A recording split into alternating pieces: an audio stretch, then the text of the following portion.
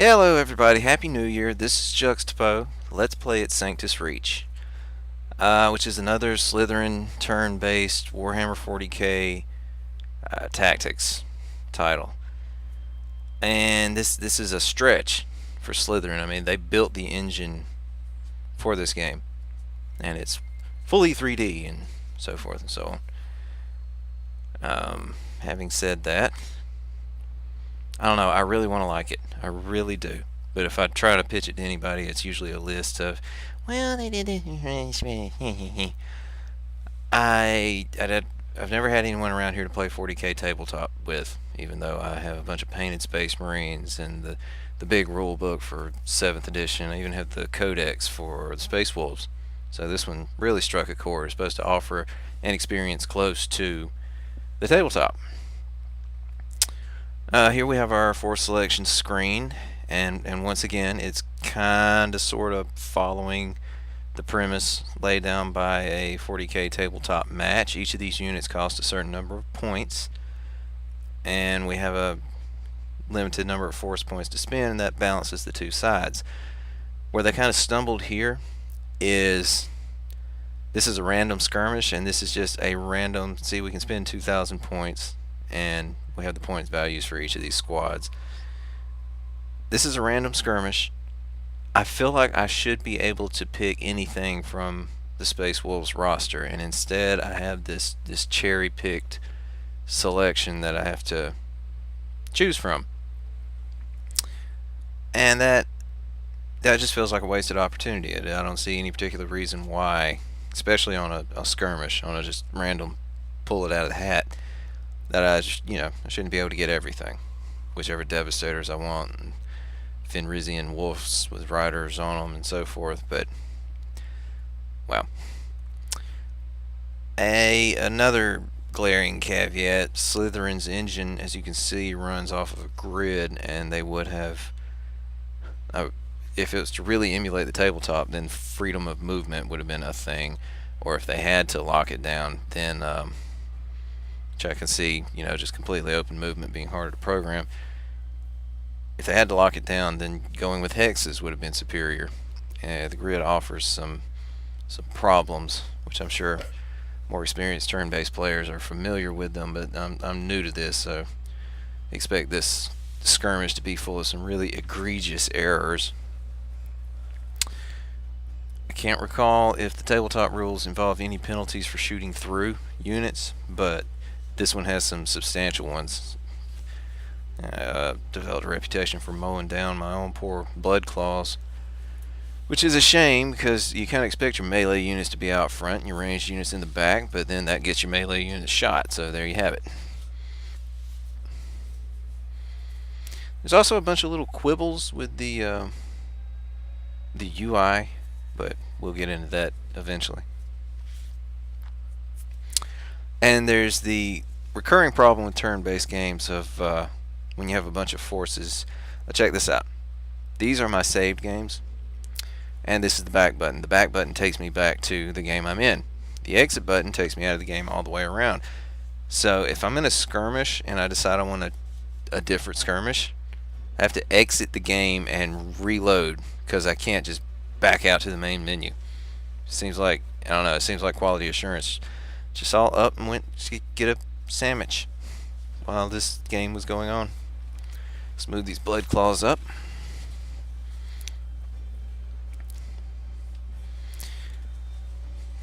And then, having said all that, I have to reiterate constantly, sometimes even to myself, that I quite like it. And it is an order of magnitude, I don't know if I'd say nicer, but more complex than Slitherine's turn-based 40k game that got me started on this kick, which was Armageddon. I don't know if continuing to purchase them will... Oh, look at this. These are practically scanned right in from the tabletop models, which on the one hand means they look right, especially zoomed out. On the other hand, it means they missed a... they even look like they have brushstrokes on them. I would have drilled out... I mean, if I'm building these things, I have a little pin vise to tap out gun barrels specifically. So I would not have had that plug in the end of his gun, but But yeah, I don't know if continuing to buy Slitherine products is going to, you know, invest in the company and make them get better. I mean, this is arguably quote unquote better than Armageddon, at least in detail and complexity, or if we're just encouraging them to keep up with these little quality control and polish issues. And the Devastators have 2 types of missile. That's nice. We'll use crack missiles on these guys, and then we'll try oh, I accidentally did a crack missile twice.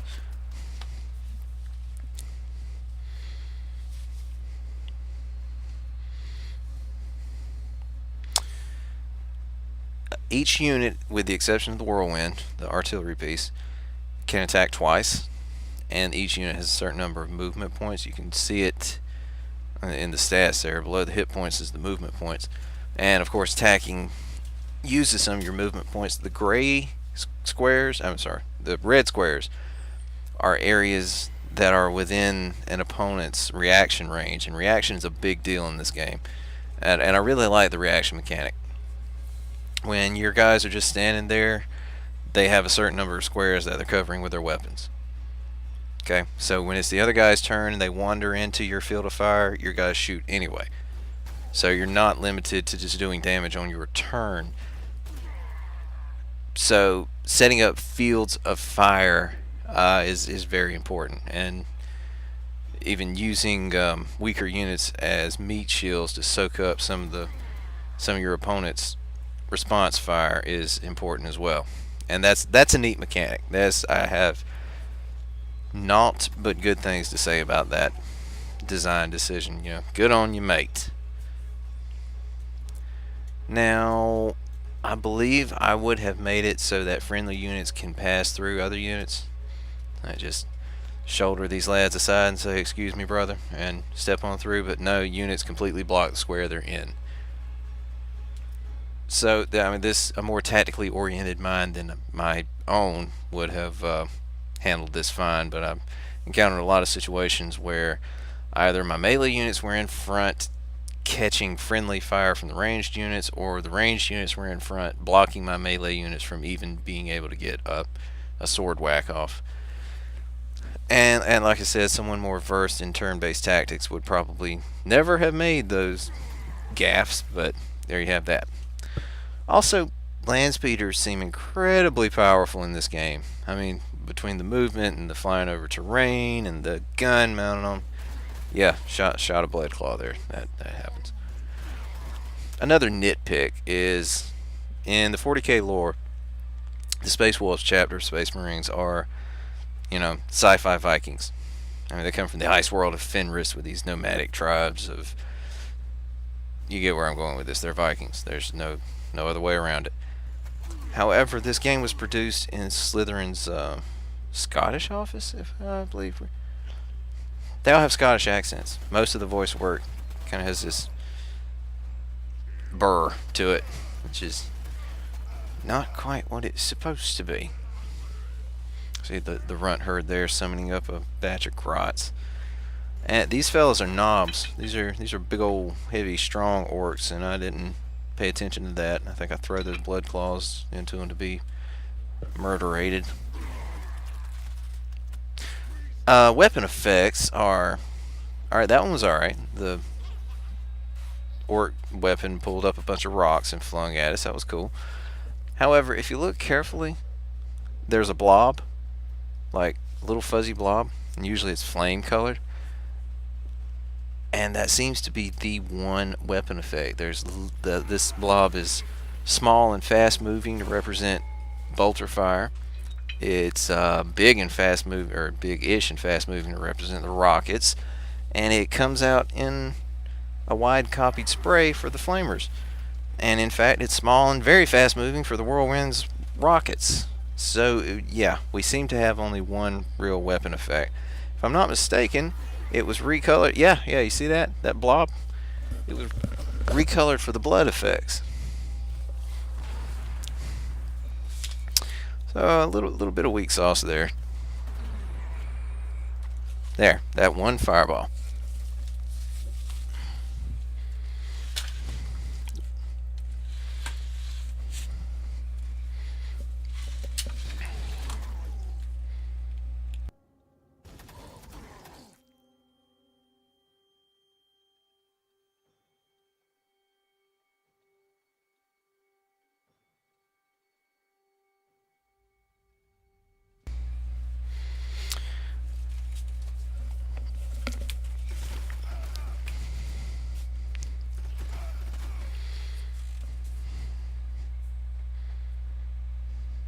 Oh yeah, yeah. The turn-based problem of when you have a big force, it takes a little while to get through your turn. It takes just as long for the AI to get through their turn. Now there is the option to set the game to fast mode, and then the AI doesn't take nearly as long to get through their turn. But then your fellows look ridiculous. I mean, they just telesprint from one square to the next. Seems like it wouldn't have been that. There, same fireball. Wouldn't have been that big a deal to put in an option to speed up the AI's turn while keeping yours at an aesthetically pleasing pace, but that is not the case. And this and the menu faux pas and so forth is it just adds to the lack of polish to the title.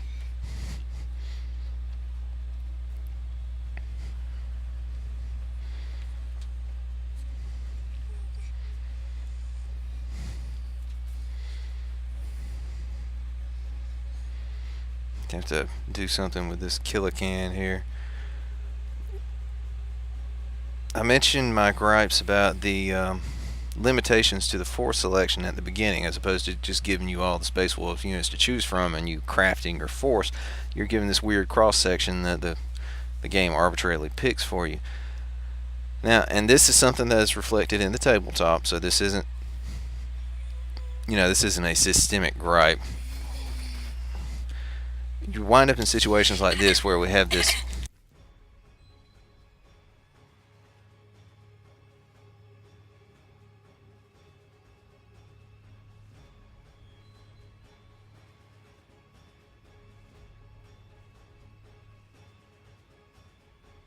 sorry. We wind up with this situation where we have an armored opponent and nothing to really counter it. I think there we go. The Meltas was the only anti-armor weapon we have over there, and them combined with the Devastators was able to put it down. And now these big old knobs are just mowing through my poor novice blood claws. And then we have mega knobs with their armored get-ups. So there's a bit of RNG as to where your fellas will wind up compared to his fellas. Now this is different from tabletop in that when you start off on the tabletop, aside from some few special rules, you see his entire army across the way and can begin to, react accordingly. I wonder if there's an option to turn the fog of war off in this. There was one in Armageddon, but it seems a more integral part of this experience. I don't know, it's pretty integral to Armageddon too. I mean, recon was a big deal, especially when using artillery.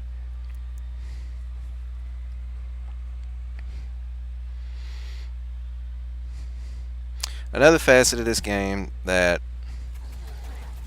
is more inherent in the system, much like the violence, is the potential for a turnaround. I mean, even when you get off severely on the wrong foot, you can still, through some careful tactical positioning, pull it out of the quagmire, if you will.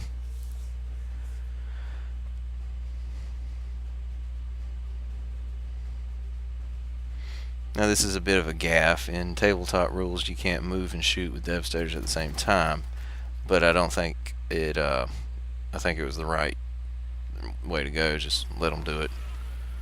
Would have added some complexity, but frankly, Devastators die too quickly in this game anyway. Sorry about that. I have to occasionally check the settings on my recording software.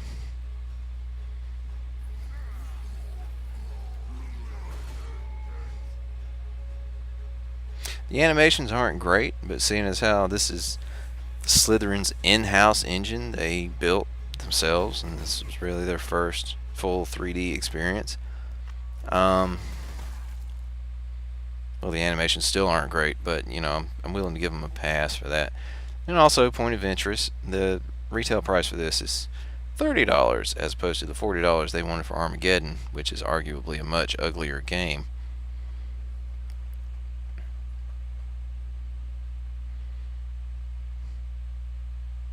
I'm encountering a lot of games lately that I attempt to show off to my friends, and I'm kind of forced to say, this rather sucks. I like it. Let's see what that frag missile does. Yeah, it went for the crack. and it did jack all. Now that's a little bit inconsistent. The mega knobs, as you see, are encased in their homemade armor.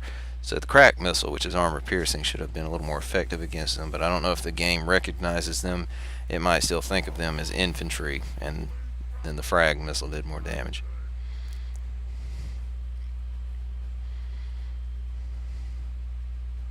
The little crosshairs you see, once you've moved and shot with the unit, you still see little crosshairs. That's their inherent weapon range, like in this case the pistols the blood claws are holding, and that's that helps you position them to where their reaction fire can be of use. Just the sheer movement options with the land speeders makes them practically overpowered, which I better not say that too loud, then Slitherine might decide to nerf them. However, I remember this low busted down wall. Oh, you can mess up the terrain also. If you so desire, you can attack the terrain and reduce it to rubble.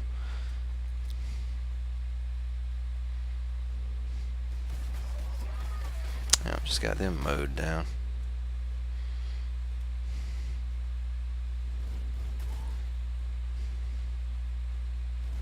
Now, having tabletop options like being able to equip special weapons to Grey Hunter squads and so to customize your squads to a degree would have been welcome here, and definitely helped the theme. Because in tabletop, it's totally possible to kit out your tactical squads, which is what the Grey Hunters are supposed to be, with enough variety of weaponry to match any threat. That's why they're called tactical squads. If you have nothing else on the field, you should be able to accomplish a lot with just tactical squads. They're like a Marine squad. They're equipped, maybe not ideally to handle any situation, but they are equipped to handle any situation. But in this game, much like in Armageddon, your tacks are just guys with rifles.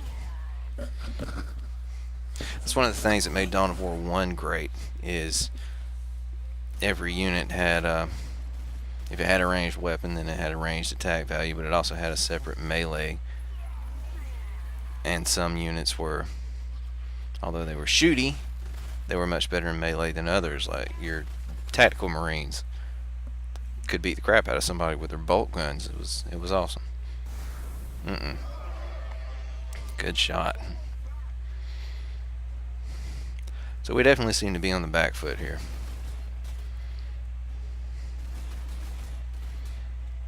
Looks like we're going to lose land speeder too. I think he's got some flash gits moving up.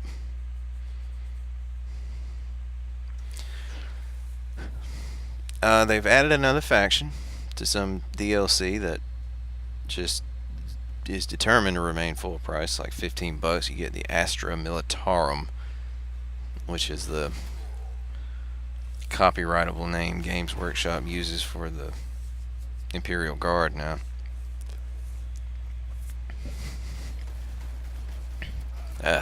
I'm just getting my little dudes mowed down. There's no excuse for this. All it takes is stepping on a victory point to capture it, though. I guess that's nice. Or simple.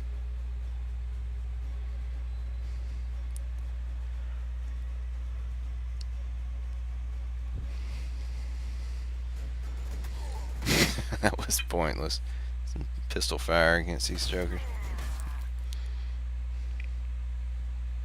I seem to recall you can outfit your blood claws with crack grenades, I believe. But nope, none of that here. So it give you some options to handle different threats.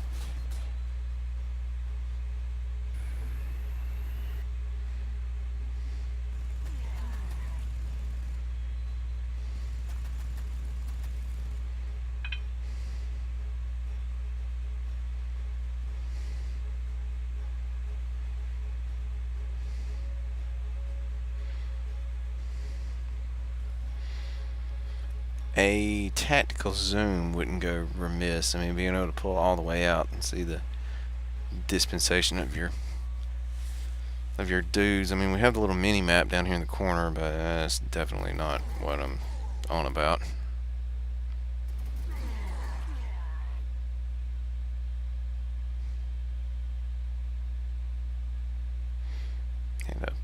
Yeah, screwed up there. Got the Devastators blocking the roots, and my Wolf Lord can't get through to whack him with that axe.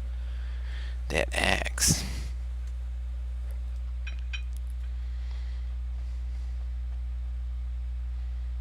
So you see my conundrum. You can see where this game would scratch an itch. In my case, the itch of not having anybody to play real Warhammer with.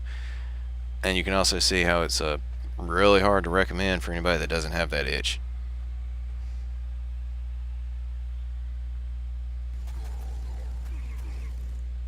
I got one of them down and lost some blood claws.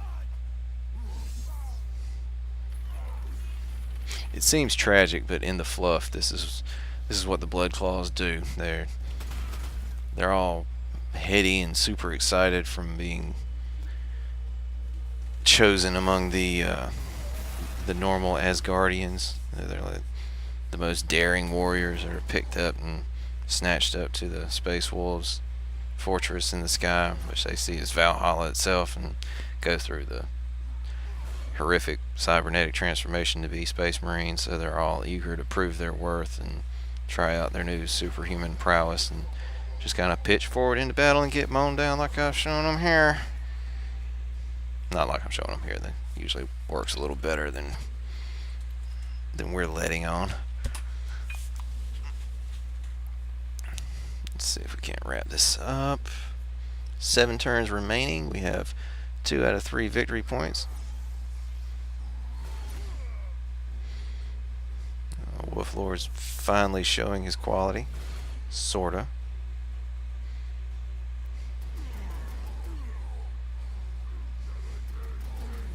And cleaned up some slugger knobs, except for that one lad who's still hanging on by a thread. We'll tend to him next turn, though.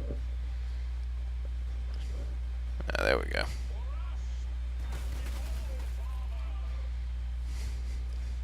I think the one aspect of the game that can be called satisfying is that meaty thump when you shoot something.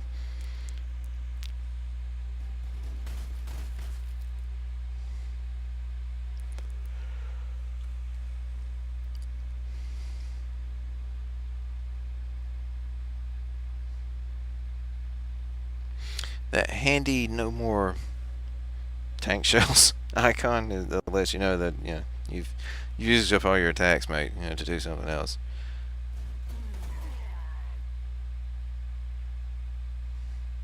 Yeah, let's haul butt with these poor fellas. I think the land speeder should clear that out. Set the reaction arc. Now, if you're in the middle of giving a unit an order, you can't just click on another unit. You have to right click off of the unit you're ordering and then select another unit to properly do something about it, which is a little tedious. You get used to it eventually, but then I guess you get used to scabies eventually too. That doesn't make them a good thing. Yeah, that's where you begin to suspect that the land speeders might be a touch OP, just a smidge.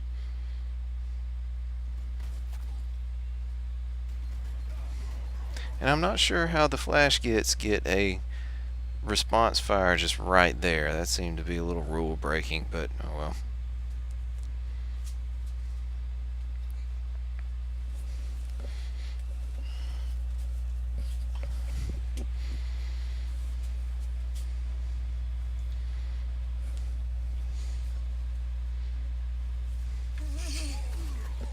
I have an enthusiastic co-commentator in the background. Now, you see what I mean about a turnaround. I mean, which, I don't know, a lot of complaints about this game involve the AI being lousy, so it might just be a function of that. He's still got grots.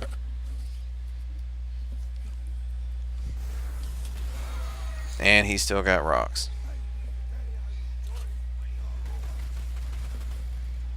Okay, wait. Oh, goodness.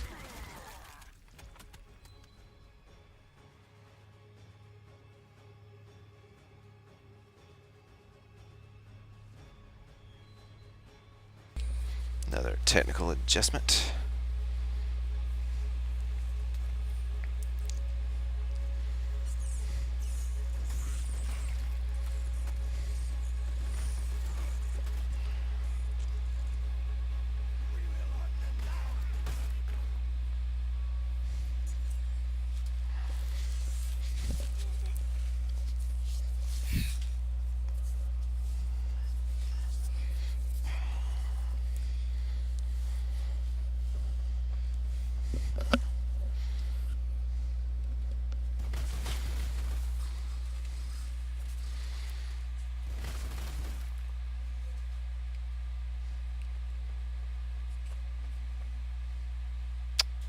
get these last victory points.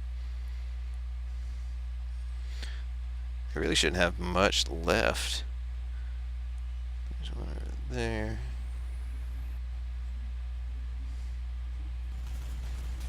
Oh wow. I just tore up the mech gun. It's wow. Seems like it should have taken something with the armor. I mean, that was a, you know, practically a vehicle, or at least a large playset. G.I. Joe terms. Or I mean, yeah. Seems like it should have taken something with armor piercing damage to, you know, blitz through that like that. You know, perhaps if that. Oh, I shot at the trees. I was trying to move through the trees and shot at them instead. Good night. You don't get click happy with this title.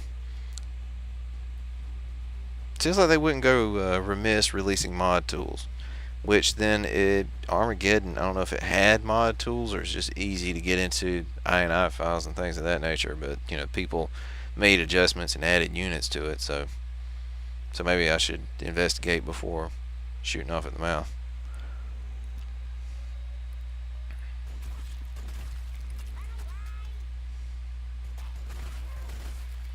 Well, that was that. The frogs are dead. There's one burner boy running off of the trees there. I have to do something about him. You lot take the red dot and then just, you know, come on this way. Just run him down.